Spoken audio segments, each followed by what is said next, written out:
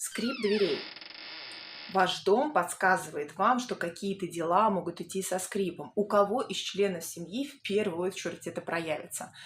Вопрос, где расположена эта дверь. Например, дверь расположена в юго-западном секторе, и там она скрипит. А юго-западный сектор– это женщина в доме, хранительница очага.